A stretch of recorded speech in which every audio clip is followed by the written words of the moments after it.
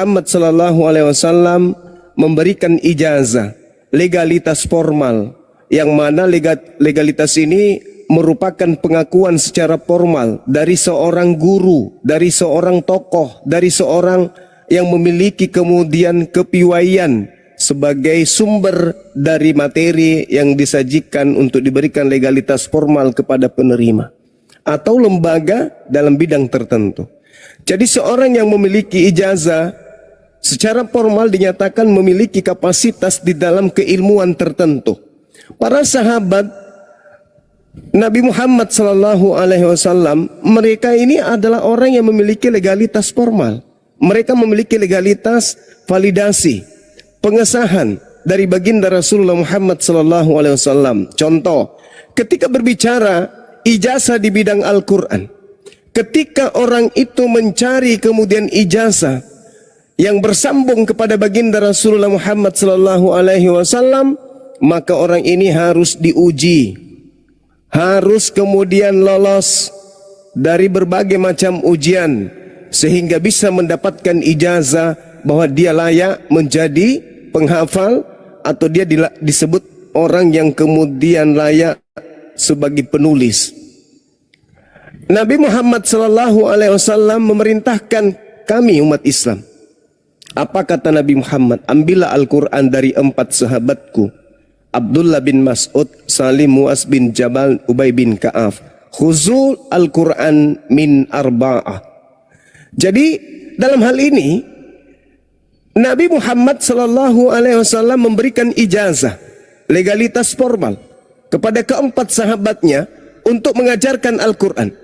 Ketika 4 sahabat mengajarkan Al-Quran ini, sudah tidak diragukan lagi kapasitasnya yang mumpuni dalam bidang Al-Quran. Kenapa? Karena dia sudah mendapatkan ijazah dari baginda Rasulullah Muhammad Sallallahu Alaihi Wasallam. Nah, perlu saya pahamkan di sini, sahabat-sahabat sekalian, ijazah sendiri itu adalah legalitas atau putusan. Sedangkan kalau kita berbicara dalam disiplin ilmu Quran, ijazah adalah sebuah persaksian atau sebuah pengakuan dari seorang guru, mujiz, yang memberikan ijazah kepada seorang mujaz. Mujiz adalah guru, mujaz adalah yang mendapatkan ijazah atau mereka yang disebut murid atas keahlian dalam bidang Al-Quran, seperti menghafal Al-Quran, memiliki kapasitas keilmuan, kemudian bisa kemudian membaca Al-Quran dengan tartil, dengan tajwid, makhraj yang sempurna, kecakapan dia kemudian untuk mengajarkan Al-Quran, memiliki keahlian yang bersifat disiplin ilmu terkait dengan rangkuman cakupan Al-Quran, maka orang tersebut disebut mujaz dan dia pasti memiliki mujiz.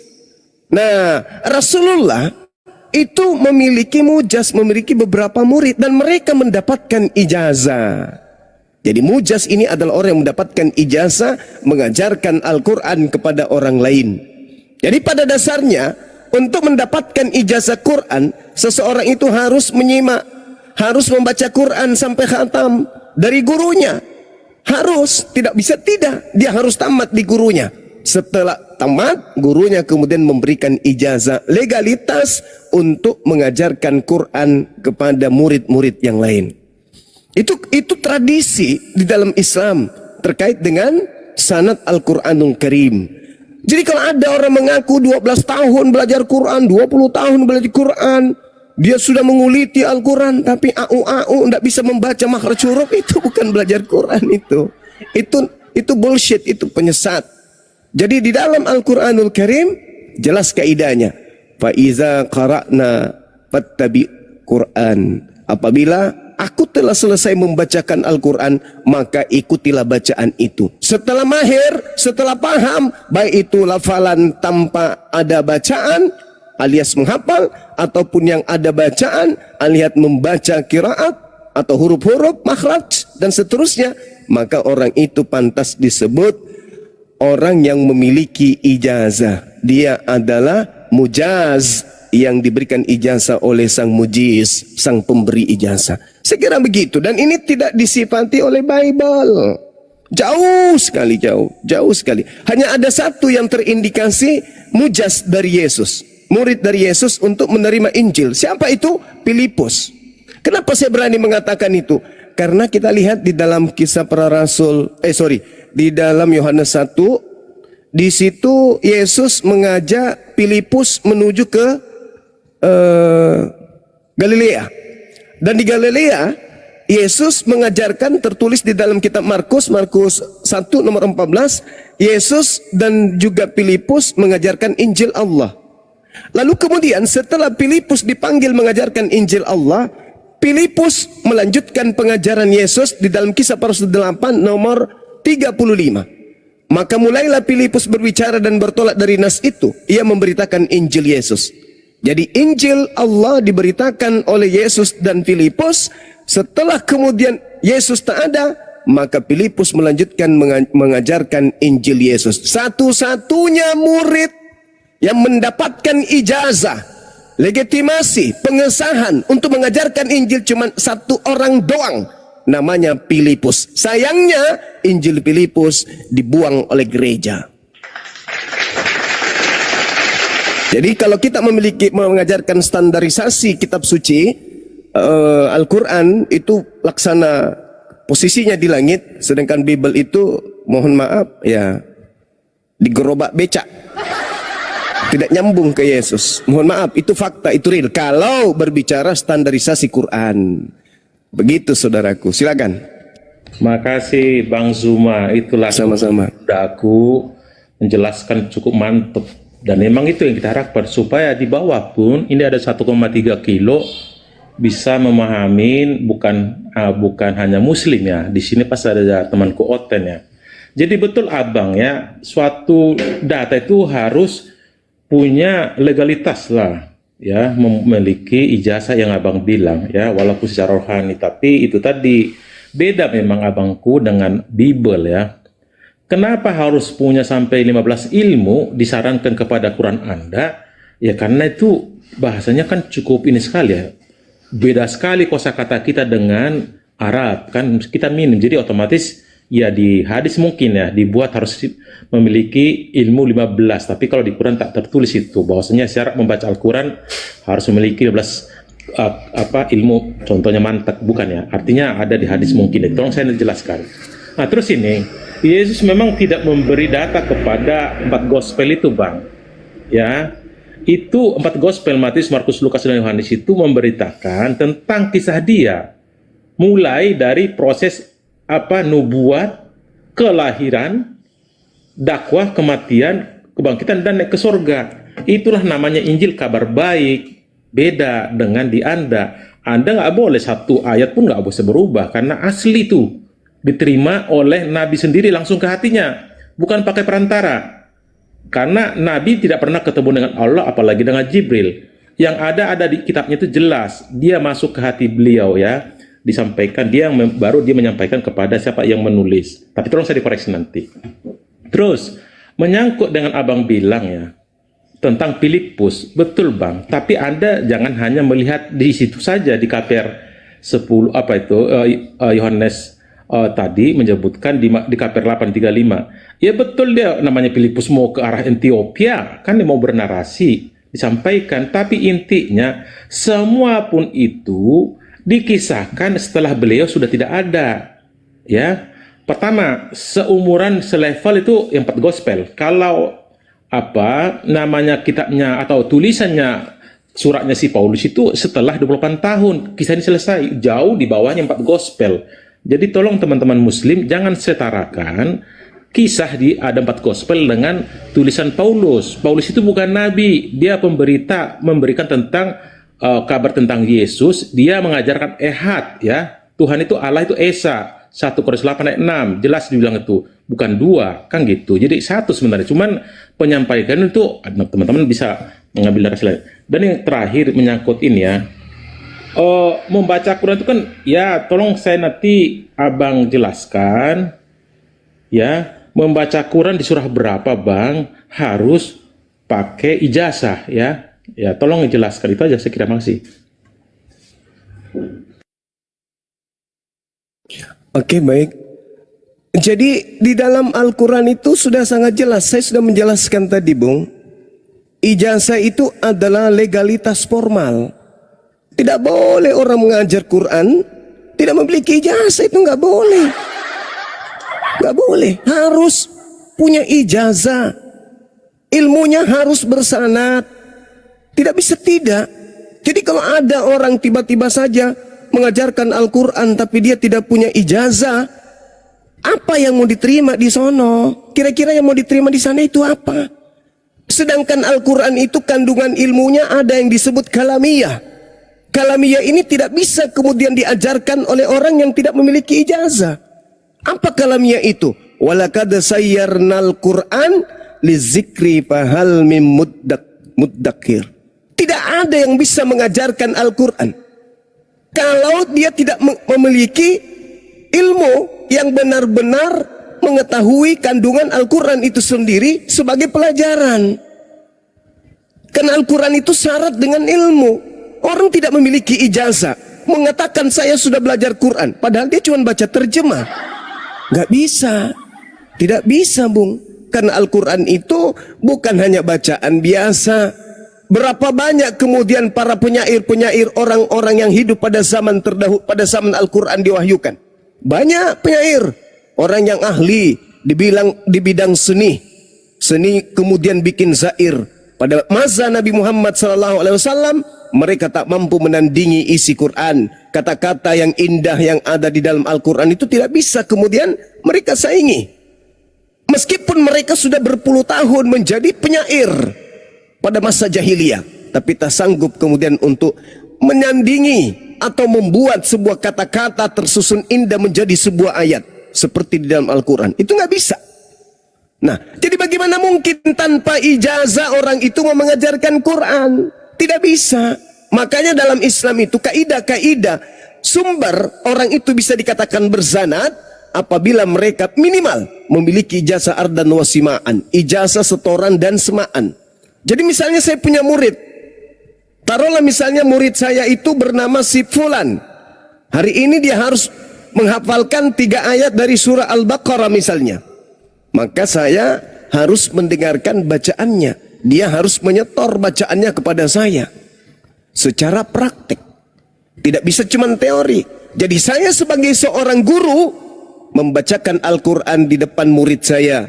Setelah murid saya mendengarkan bacaan saya itu dengan seksama, maka murid saya ini wajib hukumnya mengulang bacaan saya persis seperti bacaan saya. Tanda bacanya, makhraj hurufnya, hukum-hukum tajwidnya, izhar, idgham bigunna, idgham bila gunna dan seterusnya, iqlab dan seterusnya harus sama.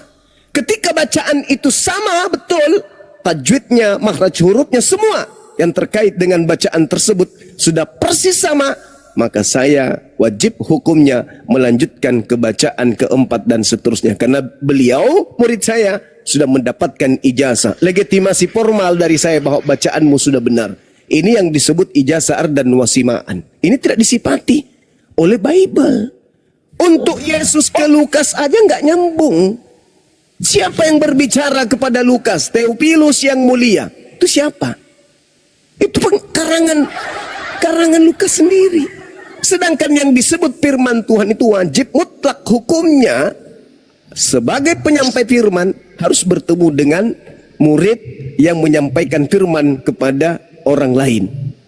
Bagaimana mungkin sebuah kitab diterima sedangkan kitab itu tidak memiliki ijazah dari sumber?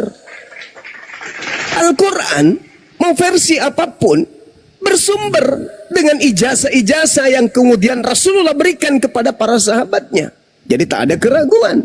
Ketika murid saya tadi si Fulan mengajar, maka muridnya juga harus menyetor bacaan yang sama. Ketika muridnya yang tadi juga mengajar, maka muridnya harus memberikan setoran bacaan yang sama. Begitu seterusnya sampai tahun 2026.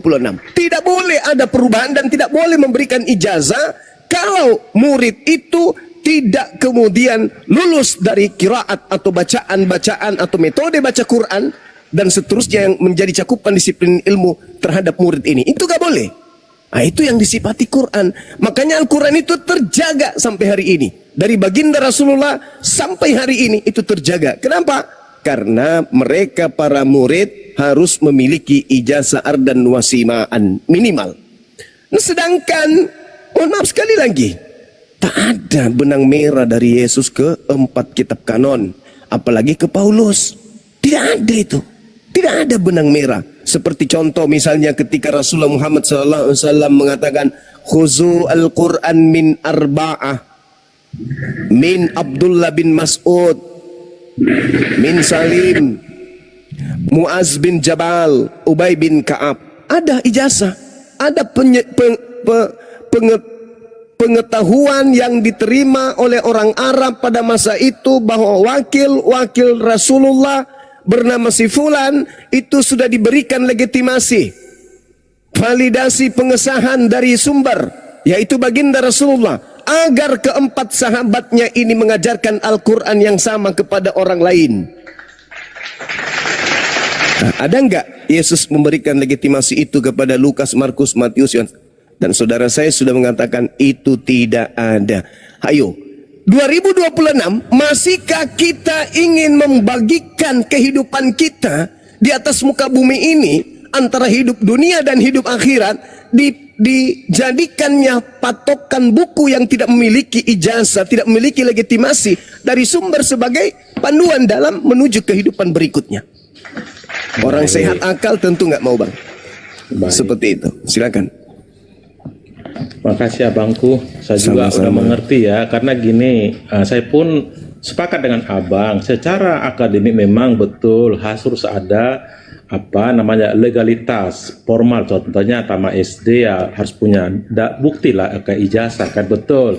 Dan memang saya udah paham bang, bahwasanya syarat untuk mempelajari Al-Quran itu betul. Jangan sedikit-sedikit dia langsung ngaku-ngaku hebat padahal nggak punya dasar dalil ya. Berarti betul, saya udah paham. Rupanya harus berulang-ulang supaya fasih apa yang tertulis di Quran itu jangan sembarangan diomongin atau diucapkan oleh seorang sahabat atau murid yang bakalan jadi calon ya. Artinya betul bang, saya pun sepakat ya.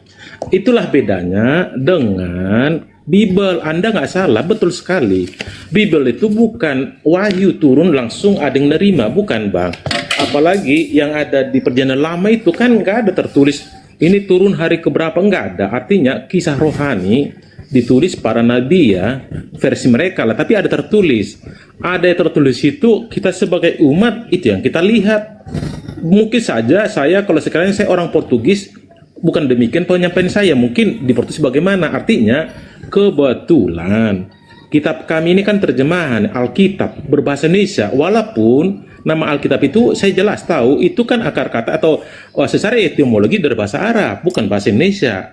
Itu yang di Indonesia Alkitab itu artinya diapakan kitab suci dari bahasa Arab, agak mirip dengan Al-Quran ya, sama dengan bahasa banyak Roh Kudus lah. Jadi kita nggak naif ya. Kedua pun seperti kata Tuhan atau Tuhan itu dari Melayu dan Tuhyang bahasanya kita terima karena miniman bahasa Indonesia kita akuin. Jadi bahasa ini memang disitulah kelemahan yang ada di Alkitab itu yang diterjemahkan LAI. Izin Bang Zuma, saya juga udah 4 kali ngomong sama Bang Aldo ya. Dia kan menerjemahkan asli bahasa ibu itu yang Yesus. Jelas, ya jangan pakai Allah dong. Betul, saya sepakat. Sebenarnya kenapa?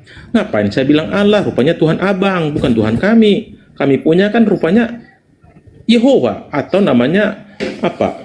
Elohim. Kan gitu. Tapi itulah nggak tahu gimana ceritanya kenapa harus dibuat nama seperti abang, tapi karena mungkin sesembahan di Indonesia itu ada yang lebih tinggi ke Allah, tapi Elohim itu kan jarang bang. Intinya di hukum Taurat kedua kan disebutkan orang Yahudi kita juga tidak boleh menyebutkan sembarang nama, sehingga ada kodenya Adonai kah, kan gitu. Sehingga kita di Indonesia tidak lazim disebut Adonai, ya Tuhan saja.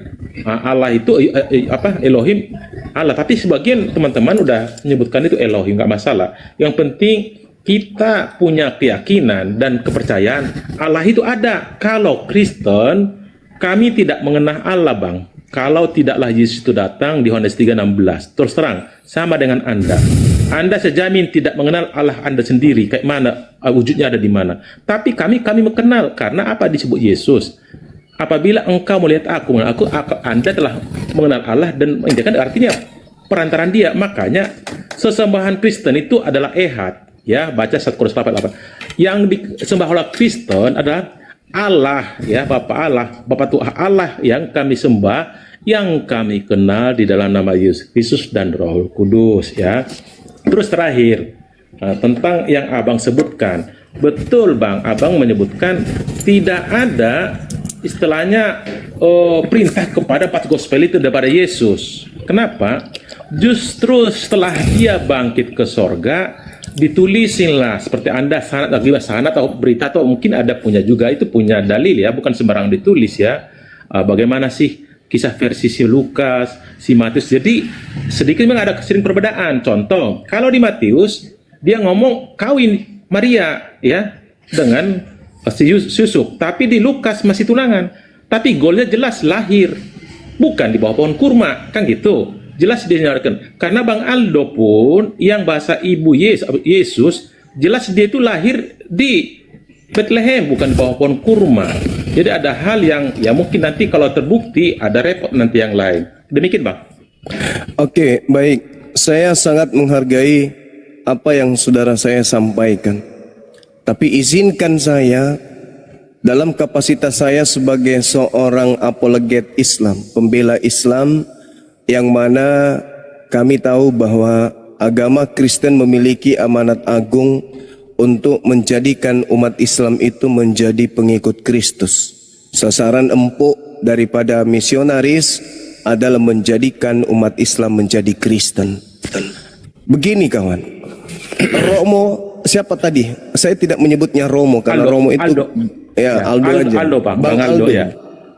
Bang Aldo itu meskipun sangat identik dengan Bible pertama kali ditulis dengan bahasa Aram atau bahasa Ibrani sekalipun, itu tidak akan mengangkat marwah kitab Anda untuk menjadi firman Tuhan. Ini saya sebagai seorang Muslim yang berbicara. Kenapa bisa demikian? Yesus itu penyampai firman.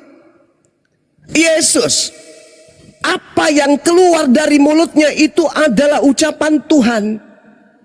Jadi yang harus kita kejar, yang harus kita kulitin, yang harus kemudian kita selidiki secara seksama dan tak melahirkan sebuah keraguan adalah seluruh untaian kata yang terlontar dari mulut Yesus tanpa ada campur tangan oleh pengarang. Kenapa bisa demikian? Karena ini sangat sensitif. Yesus itu ketika dia berbicara itu perihal mati kekal atau hidup kekalnya seseorang. Nggak boleh main-main. Sampai-sampai Yesus mengatakan apa coba? Aku tahu bahwa kamu adalah keturunan Abraham, tetapi kamu berusaha untuk membunuh aku karena firmanku tidak beroleh tempat di dalam kamu. Ini harus hati-hati ini. Seorang nabi, seorang rasul, seorang Mesias sebagai penyampai firman dianggap sepele perkataannya, malah yang diagung-agungkan adalah karangan orang yang tidak jelas. Ini bahaya.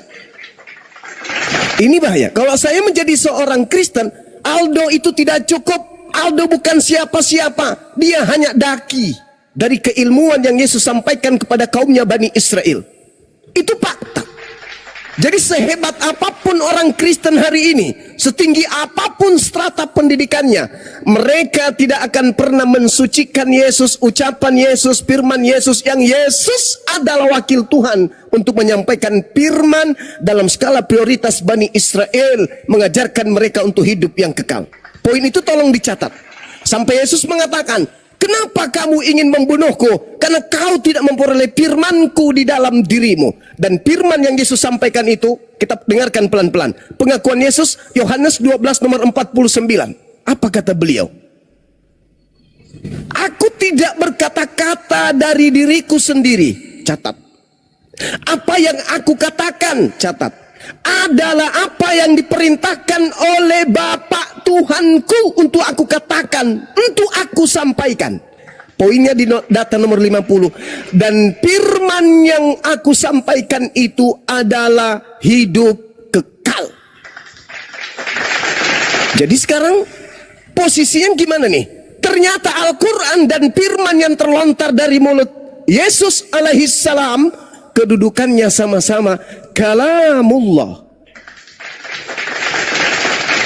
Tolong, ketika Al-Quran mengatakan bahwasanya lima talbisunal haqqa bil batil, engkau mencampur adukkan antara hak dan yang batil.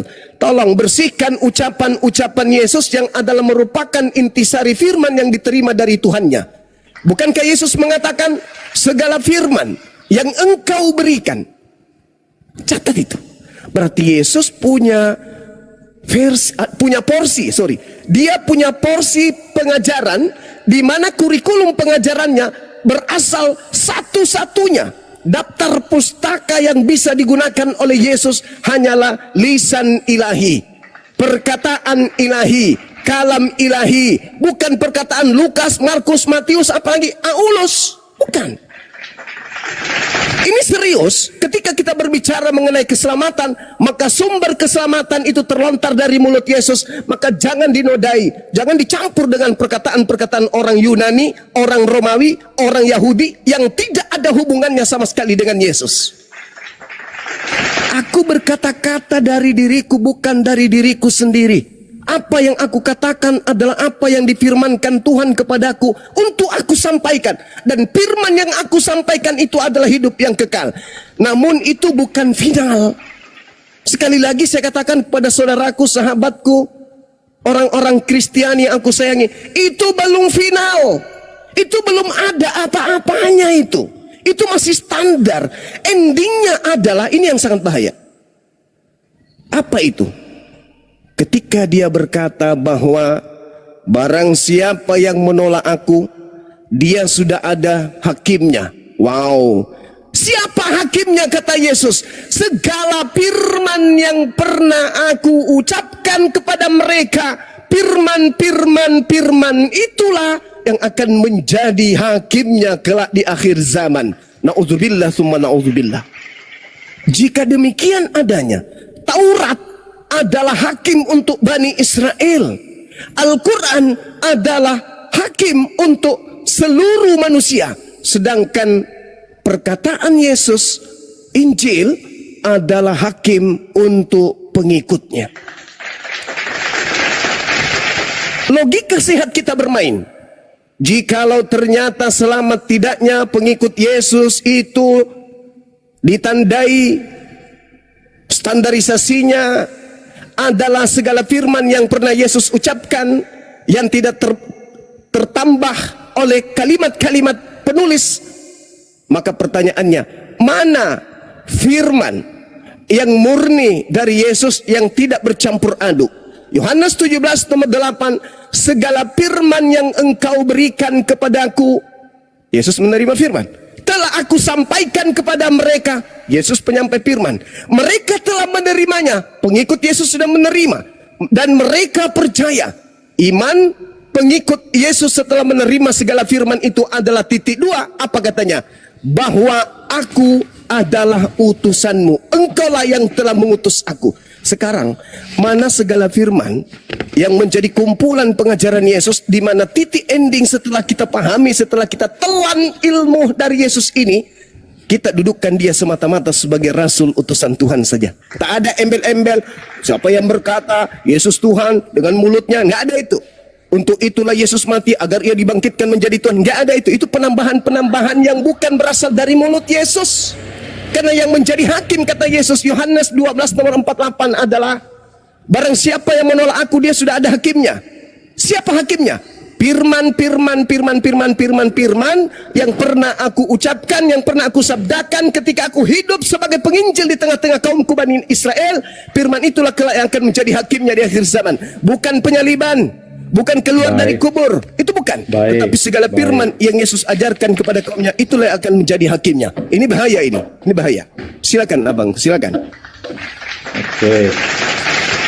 Terima kasih Bang Zuma ya. Saya tanggapi sedikit tentang yang ada sebutkan tadi mengenai amanat agung ya. Tolong jangan itu seolah-olah dibuat demikian ya. Jadi amanat agung itu dikaitkan dengan Matius 28:19 itu ada kan disebut, baptislah di dalam nama Bapa, Anak dan Roh Kudus. Bukan suruhlah Muslim jadi empuk jadi Kristen, tidak. Kristen tidak mengarah ke sana. Contoh Bang ya, saya ingat kemarin waktu Abang membaca syahadat kepada temanku Al-KTP, dia kan Katolik. Saya yang pertama mengucapkan selamat sama dia. Kenapa?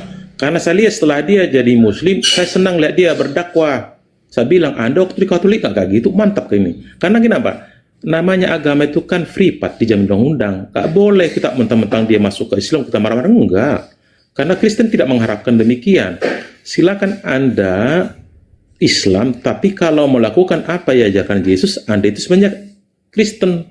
Kristen itu kan pengikut ajaran Yesus, bukan jadi pengikut Yesus, bukan pengikut ajarannya. Artinya, apa yang disampaikan Yesus diajarkan, itu yang kita ikutin tentang kasih. Anda kan bertanya tadi, mana asli yang diberikan oleh Yesus? Jelas kok ada disebutkan di situ.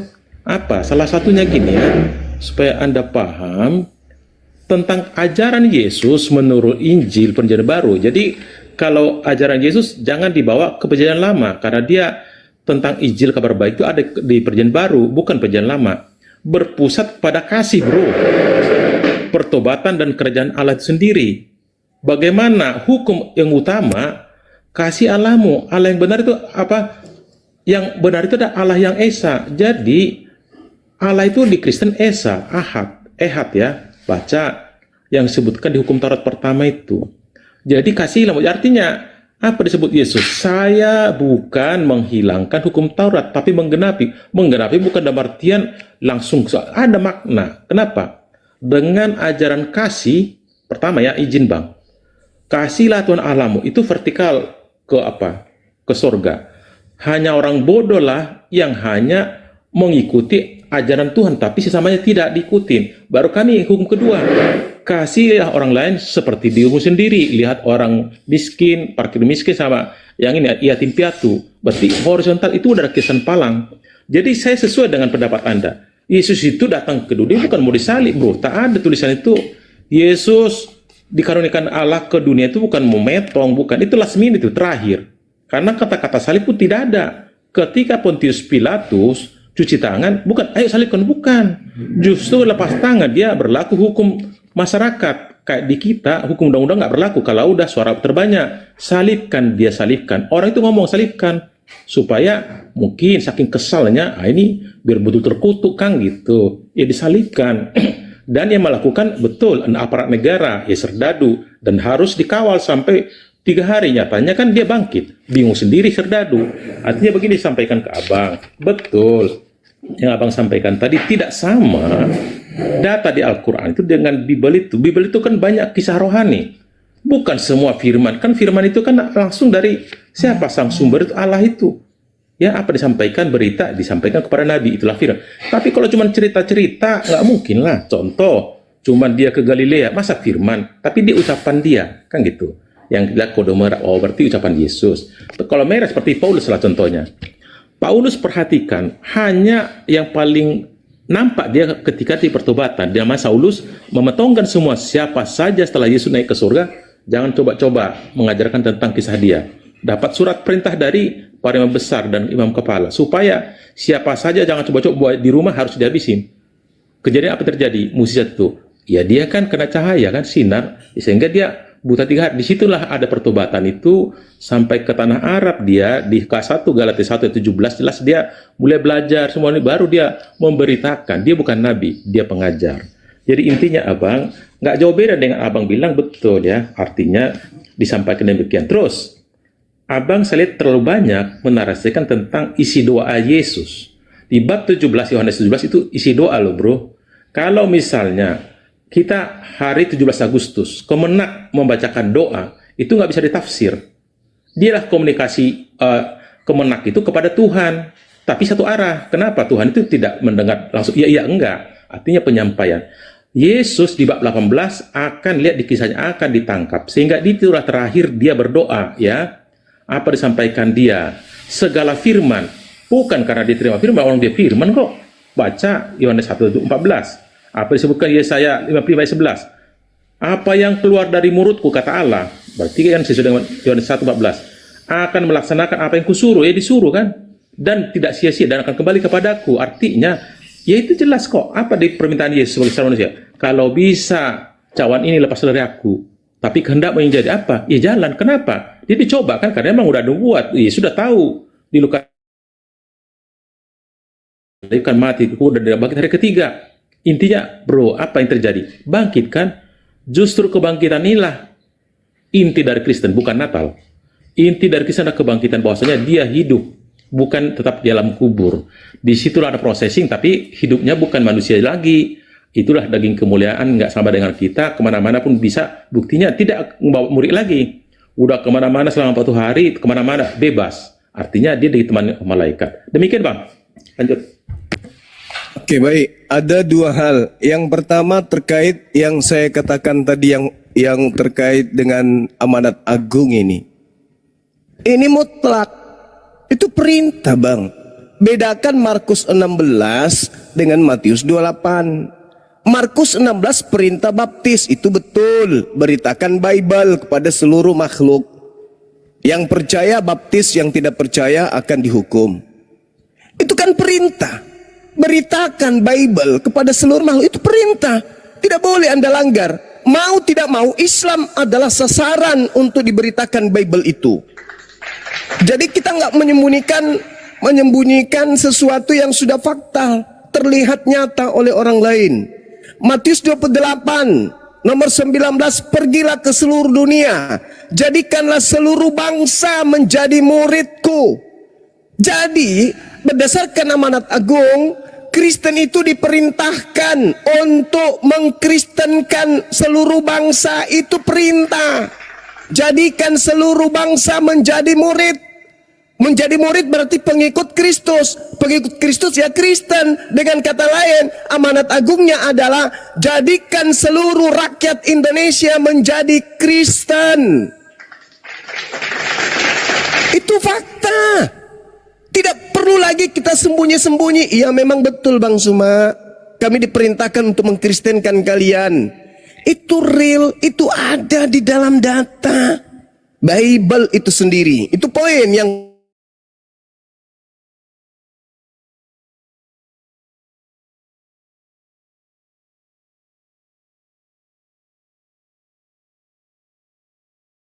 dia juga mengkristenkan. Tapi kalau kalian ya mungkin segan, mungkin takut, mungkin malu, mungkin kemudian ya nanti dibilang bukan agama kasih lagi karena arogan. Tapi berdasarkan perintah itu mutlak, jadikan, itu perintah. Kalau tidak dijadikan gimana? Ya dosa, karena tidak menjalankan perintah. Berbeda dengan Islam, serulah manusia, ya cuman disuruh menyeru. Mereka mau menerima ya silakan, tidak menerima silakan. Makanya di Islam, la ikraha fiddin, tidak ada paksaan di dalam ajaran agama Islam. Ada nggak ayat begitu dalam Kristen? Tidak ada. Coba mana? Mana dalam agama Kristen? Lakum dinukum waliyadin. Ada nggak? Nggak ada. Jadikan, itu perintah. Makanya ada apologet Islam ini untuk menghalau perintah itu agar jangan semena-mena, seenak perut. Lina tidak jaya memurtadkan anak-anak Islam yang sudah jelas punya agama. Itu contoh, itu satu bagian. Itu cuma secuil dari segala tindakan gerakan kristenisasi di Nusantara ini. Itu hanya satu yang saya buka. Kemudian kita masuk ke dalam tema inti terkait dengan firman. Yesus itu kan sumber. Nabi Muhammad kan sumber. Musa kan sumber. Berarti tiga manusia mulia ini harus menjadikan kita kalau pengikut asli dari salah satu tokoh yang benar-benar mulia ini, maka kita harus mencerminkan mereka. Kalau kita pengikut Musa, Nabi Musa, maka kita harus mencerminkan diri kita sebagai pengikut Musa. Kalau kita pengikut Nabi Muhammad, maka kita harus mencerminkan diri kita sebagai pengikut Nabi Muhammad. Kalau kita menjadi pengikut Yesus, berarti kita harus mencerminkan diri kita sebagai pengikut Yesus. Kata Yesus, siapa yang mengasihi aku, dia yang mengasihi lo. Aku mengenal pengikutku, mereka mendengar suaraku dan mengikuti aku. Mengikuti dia loh, mendengarkan suara dia loh. Sekarang yang terjadi di gereja di mana-mana, yang kalian dengarkan itu suara pengarang. Suara Yohanes, suara Matius, suara Lukas, suara Markus. Sedangkan pengikutku mengenal aku mengenal mereka, mereka mengenal aku. Mereka mendengarkan suaraku. Suara yang dimaksud di sini apa? Firman yang keluar dari mulut. Mulut siapa? Mulut Yesus. Dan mereka mengikuti aku. Setelah mereka mendengarkan firman dari mulut Yesus, mereka mengikuti mereka. Maka muncul pertanyaan ketika kita berbicara keotentikan sebuah kitab suci di sebuah agama. Mana kitab yang Kristen pegang yang berasal seluruhnya tanpa ada tafsir, tanpa ada kemudian kata pujangga, peribahasa di dalamnya yang Yesus sama sekali tidak pernah lontarkan dari mulutnya. Mana kitab itu? Ada? Tidak ada kan? Maka saudaraku Kristen ini kehilangan Indo, ketinggalan kapal Indo. Mereka hanya menggunakan kemudian buku-buku yang disalin dari terjemahan ke terjemahan yang ending induknya tidak berasal dari pokok batang yang sama, yaitu Yesus.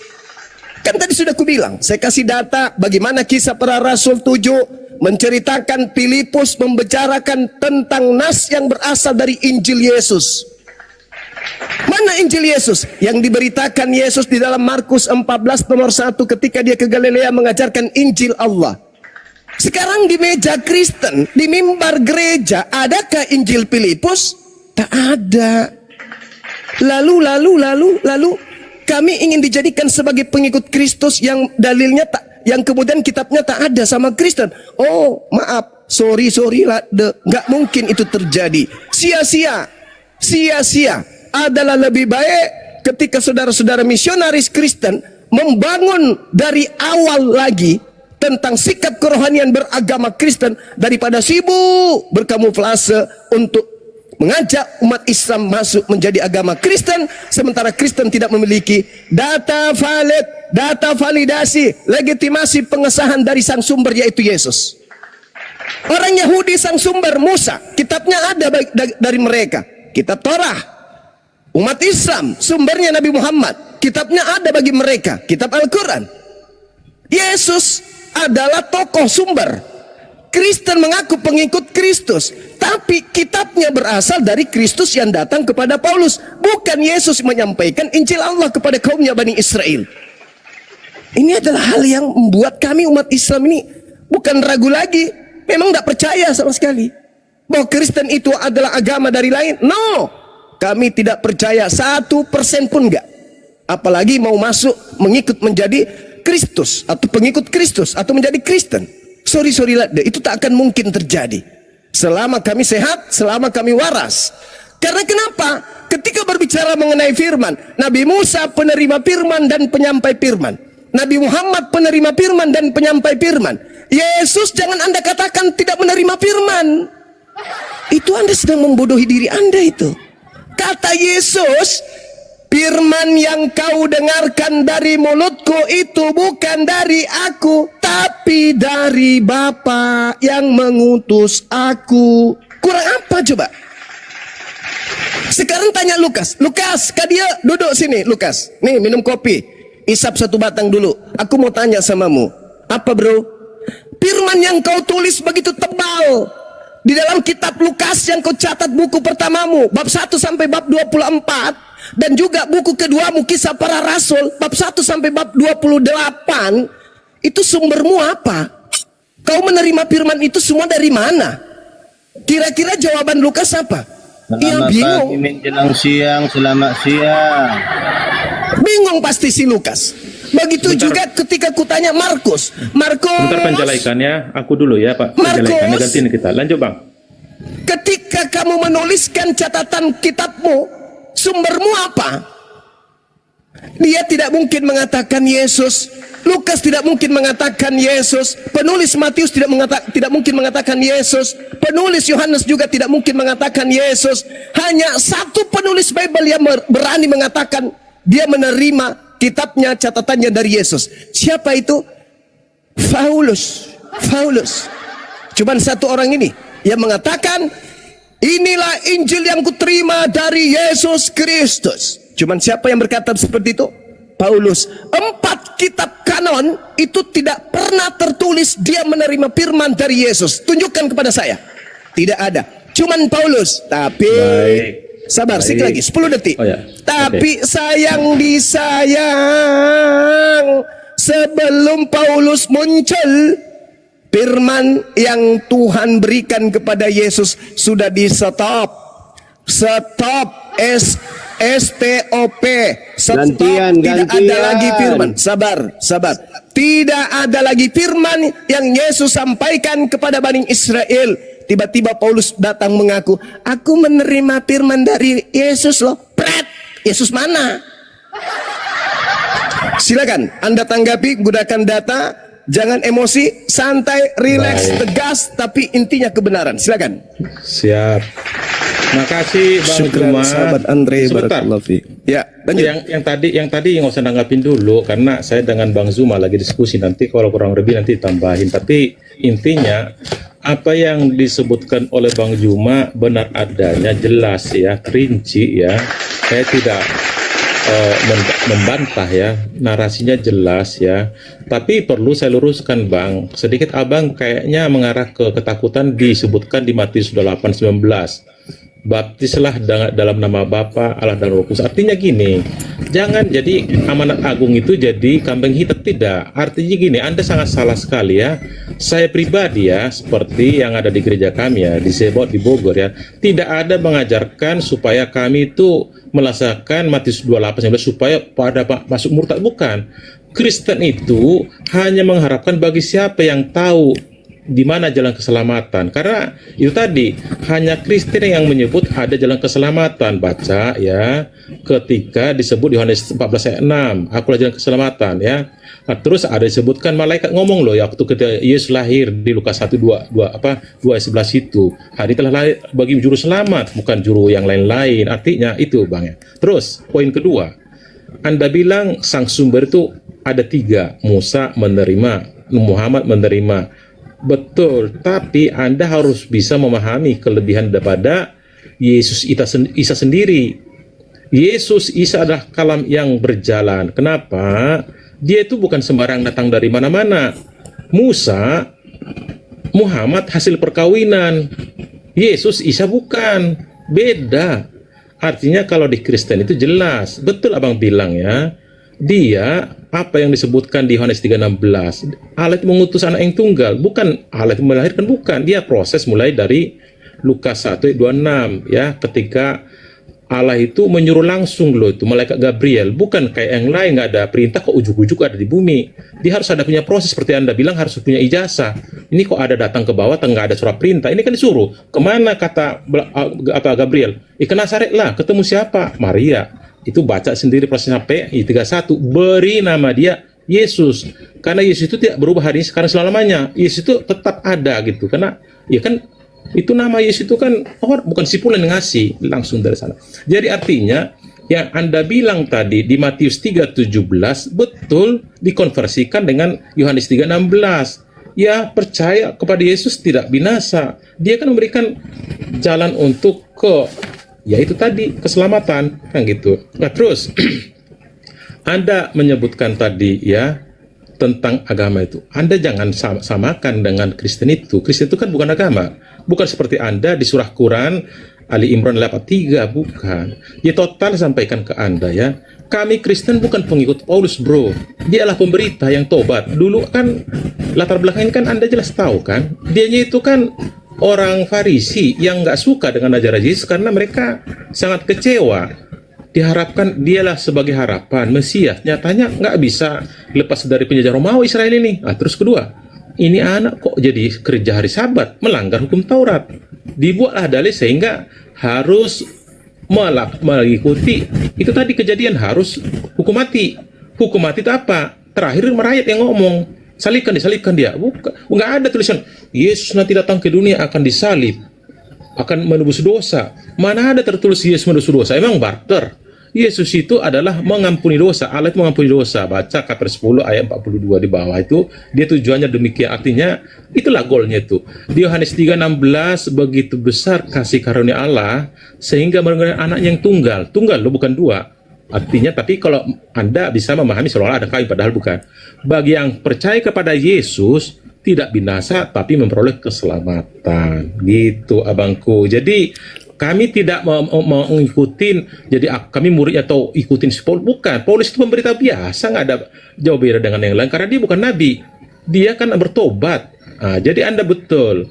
Namanya Lukas, tidak langsung ketemu dengan tidak ada ajaran di Yesus langsung Lukas ini dulu ngapain tulis ini, bukan. Beda dengan ketika Nabi telah dikaruniakan diberikan Allah kepada hatinya, ada wahyu, hati dipanggil, Jat bin Sabit, tulis ini loh, saya dengar saya ini, betulisin kan gitu. Kalau ini tidak ada seperti itu langsung terima tulis enggak. Setelah dia pasca naik ke surga, inilah ditulisin berupa informasi saksi-saksi, ini narasinya. Habis 28 tahun setelah itu muncullah siapa ini? Si Paulus. Dia menuliskan surat, bukan wahyu, bukan. Ya, jadi Anda harus samakan. Lanjut.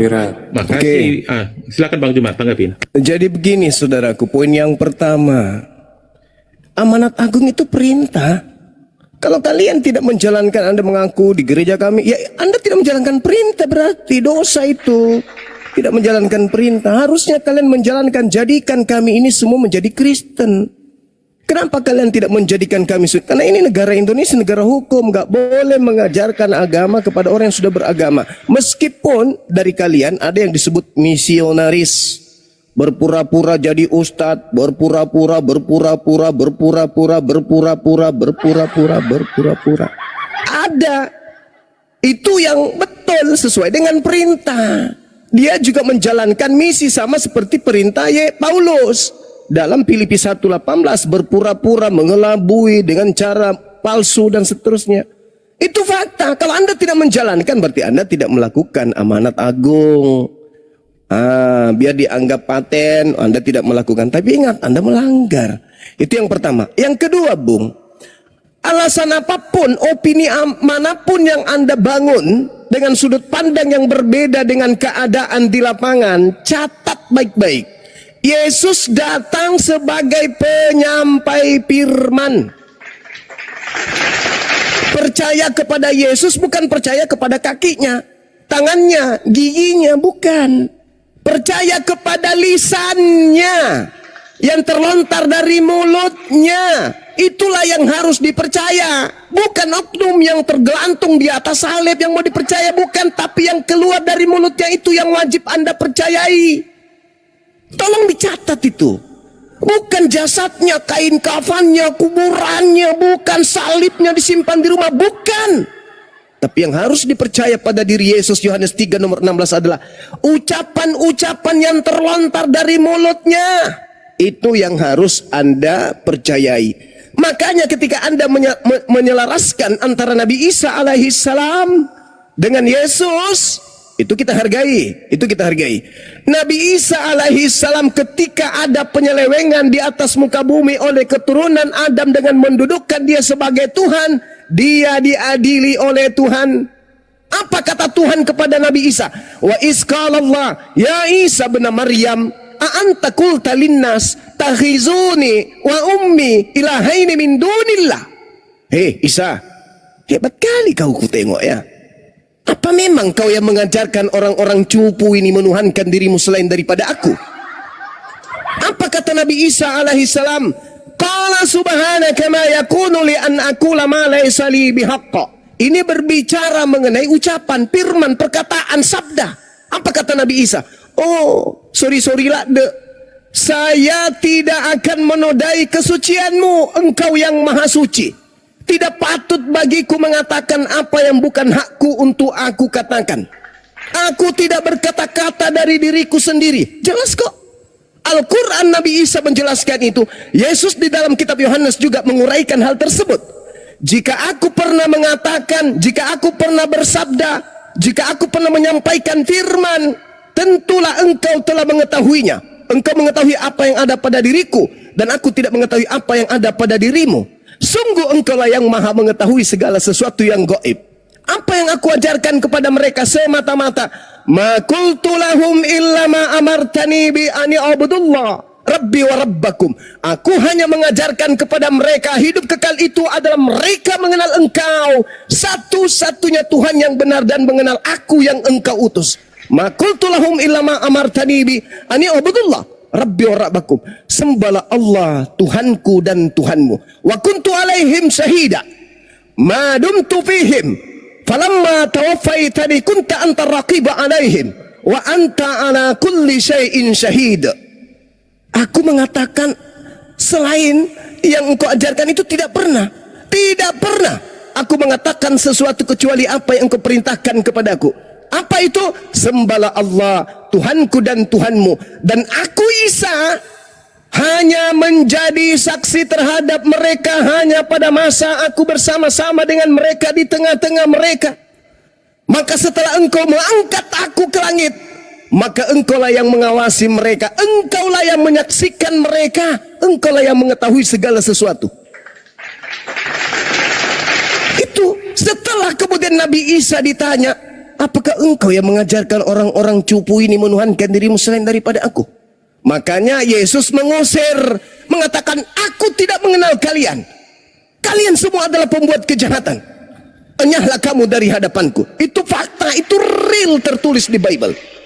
Jadi saudara, kalaupun Anda mengatakan benar yang disampaikan Bang Suma, betul sekali. Tetapi Bang Suma, saya harus meluruskan bahwa Bible kami itu tidak mensifati saduran seperti Al-Quran. Dituliskan, dibukukan Bible itu tidak sama seperti Al-Quran.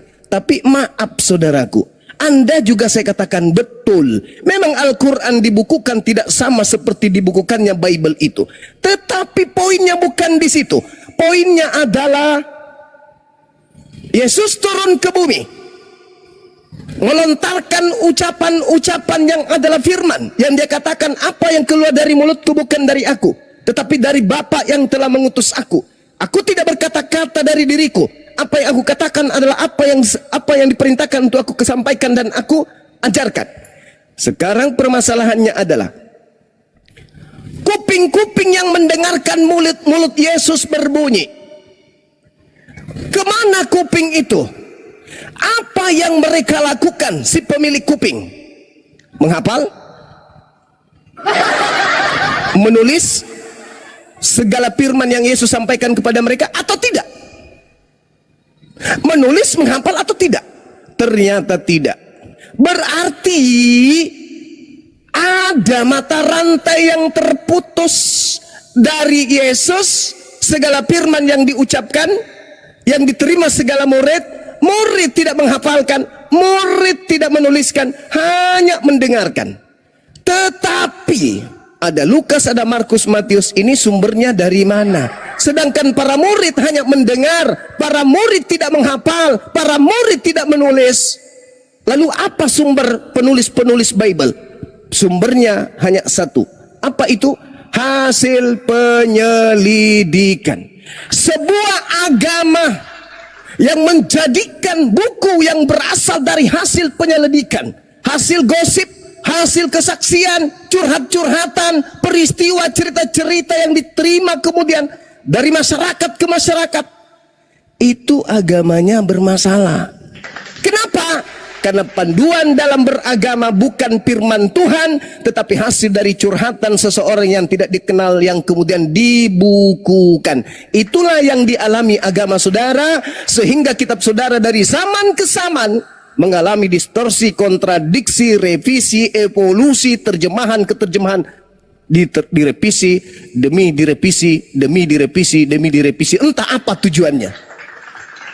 Nabi Musa punya kitab tidak direvisi. Nabi Musa punya kitab diajarkan kepada kaumnya.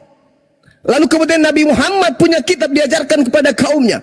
Yesus punya ketetapan tapi tidak dikitabkan.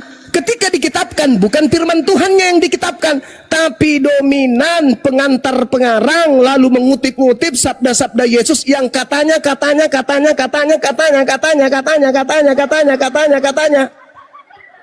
Jadi kalau saudaraku mengatakan ada benarnya yang saya sampaikan, saya juga mengatakan ada benarnya yang saudara sampaikan. Tetapi itu yang menjadi catatan hitam. Apa itu? Yesus menyampaikan firman. Tak ada murid menghafal, tak ada murid kemudian menulis. Maka solusinya bukan menjadikan seluruh bangsa menjadi pengikut Kristus, tetapi menjadikan seluruh bangsa menjadi pengikut baginda Rasulullah Muhammad SAW dengan konsep menyeru la ikraha fiddin, tidak ada paksaan terhadap ajaran agama Islam, cukup menyampaikan yang beriman silakan beriman, yang kufur silakan kufur, la ikraha fiddin, tak ada paksaan. Baik, baik. Begitu saudaraku, silakan. Makasih Bang Zuma ya. Saya tanggapin dengan abang bilang tadi ya, Yesus sebagai penyampai firman, betul bang. Kami juga berdoa bang ya, Allah itu kami nggak kenal, jujur sama dengan Anda. Islam tidak mengenal Allahnya sama dengan kami, tapi setelah datang Yesus, kami mengenal Dia. Apa kami doa kami? Kami sesama kami Allah Bapa yang kami sembah melalui perantara Yesus Kristus dan Roh Kudus. Betul abang sepakat. Artinya Dia datang supaya kami kenal apa disebut Yesus. Apabila engkau telah melihat aku, Anda telah mengenal Allah itu sendiri. Kenapa? Dia kan firman itu dan akan kembali. Itu pertama. Kedua, tentang salib yang Anda bilang tadi, simbolik bro. Kan saya sudah bilang tadi, apa yang diajarkan Yesus cuma dua. Hukum utama itu kasih apa? Tuhan Allahmu, Allah yang benar, Allah yang esa. Itu vertikal. Dan kasihlah sama manusia. Ya, orang parkir miskin, yatim piatu, horizontal. Kan bentuk palang itu bro. Bukan kayak jemuran. Itu udah gambaran. Tapi kalaupun ada kayak di gereja atau orang salib itu bukan mau dikultuskan, bukan kayak Anda masjid harus di spesial, nggak boleh kan gini. Gereja pun makanya pakai sepatu nggak masalah. Bukan jadi kultuskan tempat ibadah itu. Itu pertama. Kedua ya, perlu sampaikan Yesus itu dikatakan Tuhan, ada gelarnya, tuh gelar loh ya. Nama Dia yang penting Yesus. Tapi di Kristen itu disebut Tuhan kepada Allah, disebut Tuhan kepada Yesus, itu ada gelar sebutan maknanya. Kalau kepada Yesus itu Lord ya, bukan God. Jadi Yesus itu bukan Allah ya. Artinya Dia itu junjungan atau penguasa. Tapi kepada Allah Dia penguasa. Artinya pencipta langit dan bumi ya. Yesus itu adalah Allah Bapa, Lord, Tuhan langit dan bumi, penguasa langit dan bumi. Artinya kenapa? Justru Allah itulah yang esa, bukan Tuhan ya. Allah itu esa, jelas kami disebutkan Allah itu yang esa ya. 1 Korintus 8:6, Yudas 1:25, bahwasanya Dia yang menciptakan langit dan bumi, bukan Tuhan. Sama di Anda. Surah Al-Maidah 1 ayat 6, surah Al-Maidah ayat 1, Allah itu menciptakan langit dan bumi. Ketiga ya.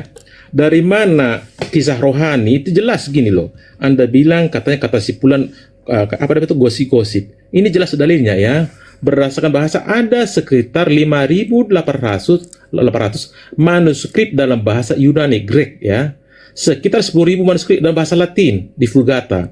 Ada 9.300 manuskrip bahasa kuno ya, Aramaik, Koptik, Armenia. Jadi ini ada bang. Jadi kan di Indonesia nggak ada. Paham? Anda memang menyebutkan direvisi lah, dirubah-rubah. Bahasa Indonesia yang dirubah, namun aslinya tidak bro.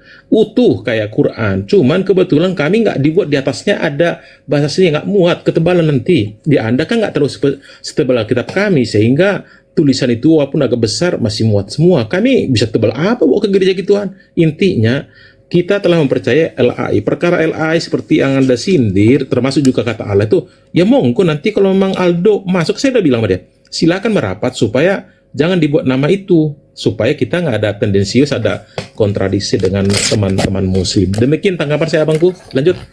Udah 1 jam kita bicara. Saudaraku, Ya. kalau pola Bible Anda katakan tebal karena itu tulisan dari 4 orang. Kalau seluruh sahabat baginda Rasulullah Muhammad SAW, bukan 4 orang. Alkitab itu terjemahan lama, nggak ada hubungan dengan si Matius Lukas, enggak. Itu beda kitab si Musa itu. Lanjut. Oke. Ini sifat sebuah kitab. Kalau sifat kitab Anda ini yang ditulis 4 orang, Lukas, Markus, Matius, Yohanes ini, Anda katakan tebal kalau diterjemahkan. Bagaimana dengan ketika seluruh kesaksian-kesaksian sahabat Rasulullah yang ribuan itu dituliskan lalu dikumpulkan menjadi satu buku, itu tidak akan sampai kota Makassar, sampai kepada Amerika, itu nggak cukup. Kalau ditumpuk buku itu mungkin bisa sampai ke langit ke-7. Betul. Saking banyaknya. Jadi itu bukan alasan. Nah sekarang saya masuk ke makanya dalam. dibuat gitu, nggak dibuat aslinya gitu loh ceritanya. Anda pas dibuat supaya nggak salah. Baik, sekarang kita masuk tema saya sanggah tentang Tuhan yang kami tidak kenal menurut saudara. Orang-orang Yahudi diajarkan Yeremia 31 nomor 34. Jangan lagi di antara kalian mengajarkan dan berkata kepada yang lain, kenallah Tuhan. Jangan. Sebab baik kecil maupun besar mereka telah mengenal aku. Orang Yahudi tanya, mana Tuhanmu? Nggak ada nampak. Ini loh digantung, ini loh disandarkan di tiang. Nggak ada, tapi mereka sudah mengenal Tuhan. Kenapa mereka sudah mengenal Tuhan? Karena sifatnya itu sama seperti Yesus. Yesus pun mengenal Tuhannya. Tetapi bukan berarti Yesus itu melihat Tuhan dalam arti kata wujud seperti makhluk. Maka Al-Quran menarasikan kepada kami, ini sering saya sampaikan, sanurihim ayatina fil afaq wa fi anfusihim. Kami mengenal Tuhan kami, kawan.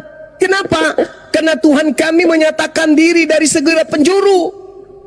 Tuhan kami itu menampakkan dirinya di setiap penjuru. Kebesarannya nampak di setiap penjuru. Tak ada titik di atas muka bumi ini, debu, bulu sehelai, selembar daun yang kemudian tidak lepas dari pernyataan-pernyataan kebesaran Tuhan. Wa ampusihim, wa bi ampusihim, dan bahkan di dalam diri kami sendiri Tuhan menyatakan diri. Jadi kami mengenal Tuhan kami. Yang tidak mengenal Tuhannya itu yang bingung, malah menjadikan anak orang menjadi Tuhan. Kalau kami tidak, maka Al-Quran mengatakan dengan sangat jelas, walaqad khalaqnal insan wa na'lamu ma tuwaswisu bihi nafsuh. Sungguh aku benar-benar menciptakan manusia dan mengetahui apa yang dibisikkan oleh hati dia, dan aku lebih dekat kepada manusia itu daripada manusia itu terhadap urat lehernya sendiri. Jadi kami tidak mencari Tuhan lagi, karena kami mengenal Tuhan kami. Dia hakikat maha suci, dia hakikat maha sempurna, maha besar, maha kuasa. Selain daripada itu bukan Tuhan.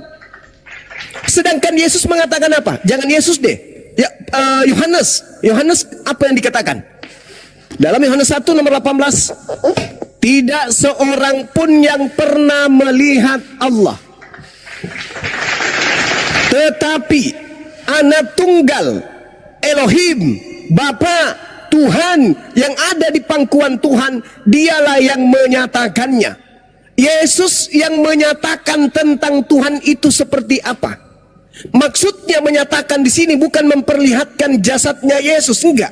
Dalam bahasa Yunaninya exegesis. Artinya bahwa di dalam pernyataan Yohanes, dalam catatan kitab saudara sendiri, Yesus yang mentafsirkan, Yesus yang menjelaskan, Yesus yang menguraikan, Yesus yang menyatakan tentang Tuhan itu seperti apa. Makanya di dalam pengakuan Yesus, Yohanes 7 nomor 28-29, dengarkan baik-baik. Waktu Yesus mengajar di Bait Elohim, Yesus berseru, memang aku kamu kenal. Jadi orang-orang Israel mengenal Yesus. Dan kamu tahu dari mana aku berasal. Akan tetapi aku datang bukan atas kehendakku sendiri, tetapi aku diutus oleh Dia yang benar, yang tidak kamu kenal. Kamu memang mengenal aku, tetapi kamu tidak mengenal Bapa. Aku kenal Bapa sebab aku datang dari Bapa, dan Dialah yang mengutus aku. Kamu mengenal aku, ya, tapi kau tidak mengenal Bapa. Berarti orang-orang Israel yang mengenal Yesus ini bukan mengenal Bapa, karena Bapa itu mereka tidak kenal. Begitulah kami terhadap Allah. Kami tidak mengenal dalam bentuk esensi wujud, tapi kami mengenal Bapa. Kami mengenal Allah, kami mengenal Allah melalui perantaraan penciptaannya. Kami mengenal Allah melalui baginda Rasulullah Muhammad sallallahu alaihi wasallam. Kata Nabi Muhammad, kamu memang mengenal aku, tapi kamu tidak mengenal Allah. Nah, dalam Al-Quran jelas bahwasanya sanurihim ayatina fil afaq wa fi anfusihim. Pencipta langit dan bumi itu kami kenal, tetapi kami tidak mengenalnya seperti seorang bayi yang keluar dari rahim ibunya bla bla. Kami tidak mengenal seperti itu. Itu bukan sifat ajaran kami. Oleh karena itulah saudaraku, kembali kepada tema kita, jelas sekali Yesus ini penyampai firman. Pertanyaannya dan pertanggungjawabannya ada di kalian. Kalau kalian adalah pengikut Yesus yang betul, kalian tentu pasti tahu mana firman pertama yang Yesus terima dari Tuhannya. Wahyu pertama yang Yesus terima dari Tuhannya itu yang mana? Kalau kalian adalah murid yang asli, pasti kalian tahu. Kenapa? Yohanes 17:8, segala firman yang engkau berikan kepadaku telah aku sampaikan kepada mereka. Mereka muridku telah menerimanya. Kalau kalian juga adalah muridnya, kalian telah menerimanya. Tolong tunjukkan firman pertama yang Yesus terima dari Bapa. Silakan. Baik Bang, terima kasih ya. Sebelum ke ucapan terakhir perlu saya sampaikan ya ke Abang ya, bahwasanya Anda menyebut tentang Yeremia 31:34. Tolong Bang, saya kurang paham tadi kok bisa nyadur di Yeremia 31:34, maksud Abang apa sih? Yeremia 31:34, di situ Tuhan mengatakan apa kepada kaumnya Bani Israel? Jangan lagi di antara kamu mengajarkan. Tidak usah lagi orang mengajar sesamanya atau mengajar saudaranya dengan berkata, kenallah Tuhan, sebab mereka semua besar kecil akan mengenal aku. Demikianlah firman Tuhan, sebab aku akan mengampuni kesalahan mereka dan tidak lagi mengingat dosa mereka. Iya, betul. Nah, Jadi itu disampaikan Yeremia, tapi Anda juga harus nanti coba tengok saya sampaikan. Anda juga harus melihat itu namanya Yeremia 14:14 sama Yeremia 23 ayat 25 ya. Nggak usah saya vulgarkan di sini, Anda bisa memahami. Kalau mengambil ayatnya Yeremia, jadi kalau memang Anda nanti ngambilnya kitab si Yeremia 3:1-4, Anda harus bisa melihat Yeremia 14:14 dan Yeremia 25:23 itu artinya apa, silakan Tuhan. Terus berikutnya, saya tanggapi memang boleh. Oke, ketika Anda membawa Yeremia 14, di situ Tuhan bercerita tentang nabi-nabi Israel, nabi-nabi Palsu. Yerusalem. Palsu, Iya, nabi yang palsu. adalah palsu. Betul. Iya, Ya, nah, ketika Elohim dalam tataran kitab Tanakh bercerita tentang nabi, itu cakupannya nabi palsu yang berasal dari kaum Israel itu sendiri. Baca di Yeremia 23 nomor 15, 13, 14, 15. 23. Para nabi itu bernubuat palsu demi namaku. Aku tidak mengutus mereka, tidak memerintahkan mereka dan tidak berfirman kepada mereka. Mereka menubuatkan kepada penglihatan bohong, ramalan kosong dengan tipu rekaan hatinya sendiri. betul. Nah sekarang kalau ini kita mau dudukkan perkaranya adalah apakah ini Nabi Muhammad atau ini Paulus? Saya tidak menjudge itu, tapi Anda harus bahas. Karena Anda kan ambil Yeremia 31 ya.